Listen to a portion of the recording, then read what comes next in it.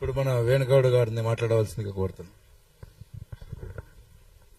ఈరోజు press club లో సమావేశమైన నాతోటి దివ్యాంగ సోదరులకు, ఉద్యమకారులకు మరియు ప్రింట్ అండ్ ఎలక్ట్రానిక్ మీడియా ప్రతినిధులకు అండ్ సంఘ సంస్కర్తలకు నా సామాజిక ఉద్యమ నమస్కారాలు తెలియజేస్తూ, అదేవిధంగా ఈరోజు సమావేశం కావడానికి ముఖ్య ఉద్దేశం ఏమిటంటే కాంగ్రెస్ ఎలక్షన్ మేనిఫెస్టో అమలు సాధన సమితిలో మాకు దివ్యాంగులకు ఇచ్చిన హామీలు అమలు చేసుకోవడానికి, అదేవిధంగా మీరు ఈ కాంగ్రెస్ పాలన ప్రజాప్రభుత్వం అనే పేరుతో మీరు అధికారంలోకి వచ్చి ఈ ప్రజల యొక్క హక్కులను నిర్వీర్యం చేసి, ముఖ్యంగా మా దివ్యాంగులను ఆత్మగౌరవం లేకుండా వాళ్లకు అభివృద్ధికి దూరం చేసి వాళ్లకు రావాల్సిన హక్కులు, ఆ హక్కులు ఏదో మేము చట్టసభలో ఉన్న 2016 అమలు చేయకపోవడం, ఇంకోటి మీరు ఇచ్చిన హామీలు నెరవేర్చకపోవడం అంటే మీకున్న చిత్తశుద్ధి తెలుస్తుంది. ఇది మీరు ముమ్మాటికి అసమర్థ ముఖ్యమంత్రిగా నిరూపించుకున్నారు.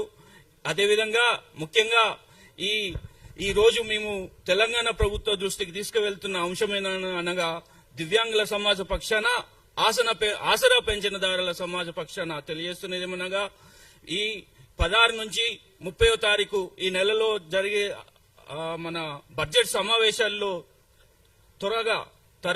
త్వరగతిన మా మీద ఈ బడ్జెట్ సమావేశాల్లో మీరు హామీలు నెరవేర్చి మా యొక్క జీవితాల్లో వెలుగులు నింపాలని కోరుతూ, అదేవిధంగా మీరు రేజింగ్ తెలంగాణ అని పెట్టారు. రేజింగ్ తెలంగాణలో మమ్మల్ని భాగస్వామ్యం చేయరు. అదేవిధంగా మీరు ప్రజాపాలన అంటారు. ప్రజాపాలన తీసుకున్న ఫిర్యాదులకు వాటికి ఒక రివ్యూ ఉండదు, వాటికి ఒక మానిటరింగ్ ఉండదు, వాటికి ఒక ఇంప్లిమెంటేషన్ ఉండదు. పిటిషన్ తీసుకోవడం, ఆ పిటిషన్ దారికి అల్టిమేట్ గా ఏదన్నా బెనిఫిట్ అయిందా లేదో చూడడం అనేది ఉండదు. దీనికి మాత్రం ప్రజాపాలన.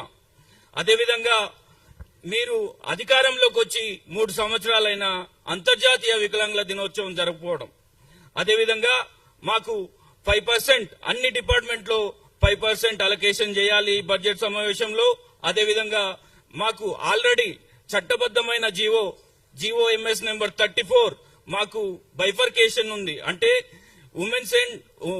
Women development, department of women development నుంచి department of disabled welfare demerge చేస్తూ మాకు ఒక స్వతంత్ర ప్రతిపత్త మంత్రిత్వ శాఖ ఏర్పాటునకు జీవో అమలైంది.